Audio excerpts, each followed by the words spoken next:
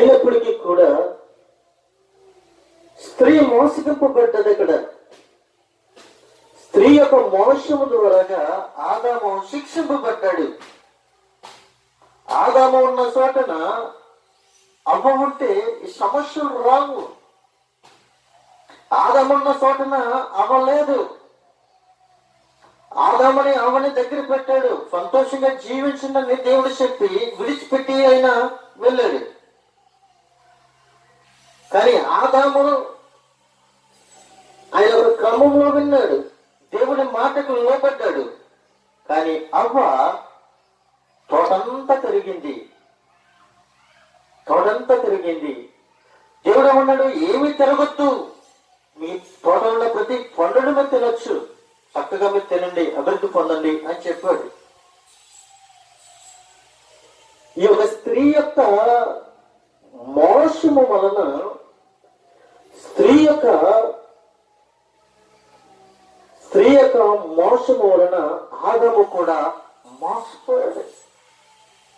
చెట్టు దగ్గరికి వెళ్ళింది, చెట్టు చూస్తుంది, సాతాను అన్నది తినండి అని చెప్పాడు. మా దేవుడు తినొద్దు అన్నాడు.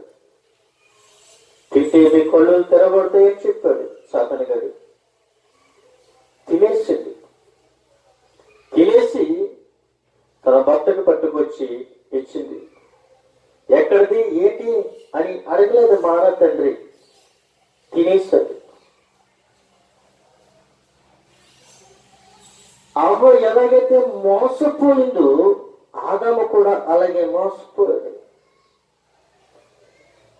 అవ్వ దేవుని మాట లోబడలేదు, సాతానికి లోబడ్డది. అవ్వ చేసిన యొక్క మోసానికి ఆదాము తన బ్రతుకు దినములన్నీ కూడా చెమట కారుస్తూనే ఉన్నాడు. అవ్వ చేసిన పనికి తన బ్రతుకు దినములన్నీ కూడా చెమట కారుస్తూనే ఉన్నాడు. అవ్వ చేసిన పనికి ఆదాము కష్టపడుతూనే ఉన్నాడు.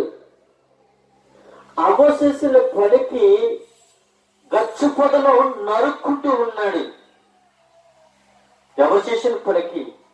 అవ్వ చేసిన పనికి. దేవుడు తినొద్దు అన్న పండుని తిన్నది, మోసపోయింది, మోసగిపోబడ్డది. చెప్పిడి గొట్ట మాటలు విన్నది. కానీ ఈమె ఎలాగైతే మోసపోయిందో, ఈమె మోసము చేయబడ్డది. ఆదాముకు